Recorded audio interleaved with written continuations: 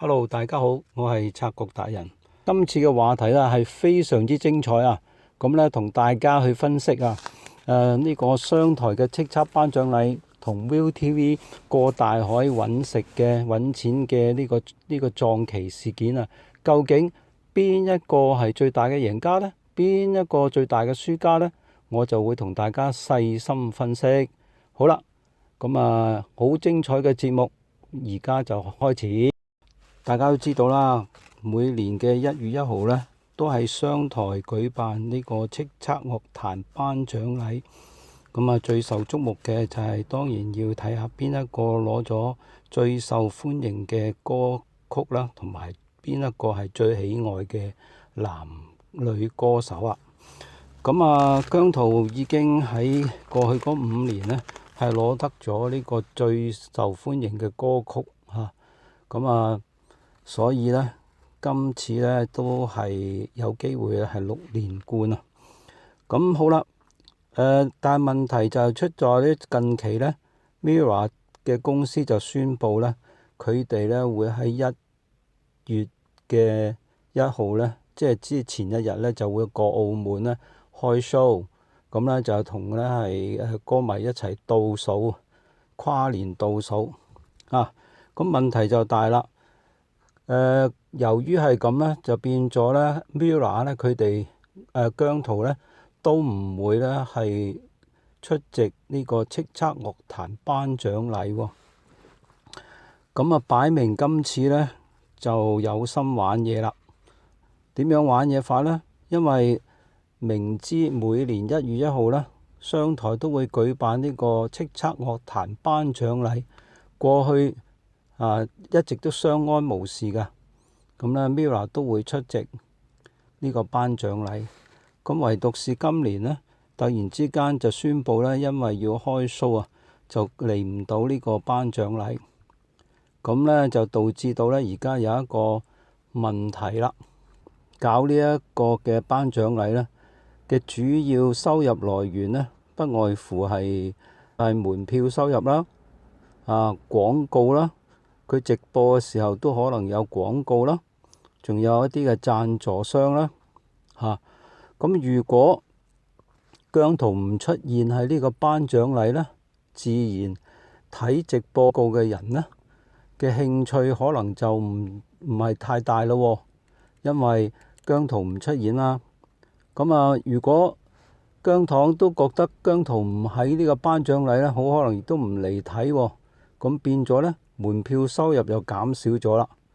咁如果你係贊助商啊，見到呢一個場面嘅號召力唔夠強呢，咁你都會呢係猶豫，究竟嚟唔嚟贊助你好呢？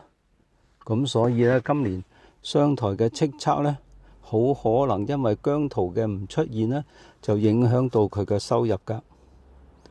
好啦，咁站喺呢個 ViuTV 嚟睇呢，佢哋派人去出席呢個叱咤呢，而家就係好似係為他人做嫁衣裳咁樣。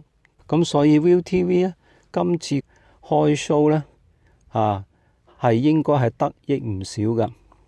每個新濠嗰個賭場入邊嘅呢個綜藝娛樂館呢，咁呢就係有5000個座位。票價呢就有2400啊、1900啊，我唔講嗰啲888尾數啦。5000個座位其實都唔難㗎，因為以姜濤嘅號召力，好容易係坐滿㗎。咁所以我認為今次 ViuTV 過大海揾錢呢，最大嘅得益好可能呢就係呢個 ViuTV。另外一種情形呢，大家應該都會留意到，就係姜糖呢而家係好猶豫啦。究竟我係去澳門睇 show 啊，定係喺呢一個叱咤頒獎禮度呢係嚟投票，係令到姜濤可以再次6連冠，同埋係攞到呢個最喜愛嘅男歌手獎呢？呢個係一個呢係抉擇嘅問題。咁有人建議就話不如姜糖兵分兩路啦。咁可以咁講，A 隊就去叱咤，B 隊就過大海。嗱，問題呢就係明知自己最喜愛嘅偶像唔會係現身喺現場，而硬坐喺成晚坐喺度睇住其他人喺度呢係即係吹水發噏風。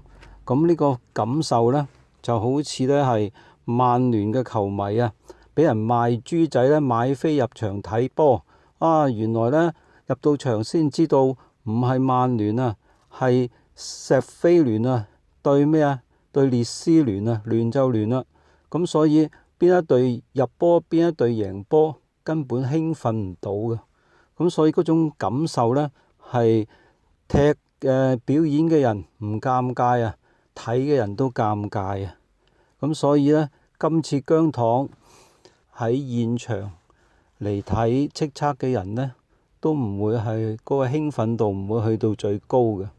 而過大海睇 show 呢，亦都唔見得係會係100%開心嘅因為唔係淨係睇姜濤原來仲有其他嘅組合呢，話會一齊呢嚟同歌迷係倒數跨年倒數咁所以當晚姜濤佔嘅氣氛有幾多唔知道但係啲飛唔平嘅用咁貴嘅飛淨係睇一睇姜濤嚟唱一兩首歌咁你哋大家諗下啦，係咪值唔值呢？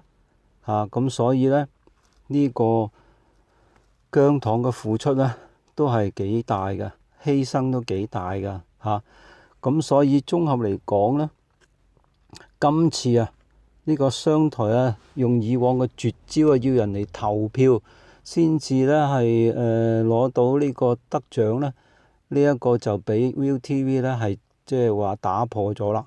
咁有一個好惡性嘅循環就係以後咁，如果每年1月1號商台再繼續搞呢個頒獎禮嘅時候，咁 ViuTV 或者其他嘅一啲嘅歌手或者係組合，會唔會又嚟搞撞期呢？咁啱又撞期呢？呢個唔係今年嘅事啦。以後呢，商台都好頭痛啦。咁一係你就跪低啦，將呢個頒獎禮一改期，唔再喺1月1號舉行啦。咁呢就遷就其他嘅公司呢，唔好撞期。如果唔係呢，呢個頒獎禮呢，永遠都會出現呢係冇呢個頂流嘅或者係最紅嘅歌手呢個呢係組合嚟撐場，咁佢就影響到佢嘅收入，錢就係最重要咁所以呢，最大嘅贏家今次睇嚟都係 ViuTV 最大嘅輸家就係商台叱咤頒獎禮，而姜糖就躺着也中槍好多謝各位收睇今次嘅影片，下次見，拜拜。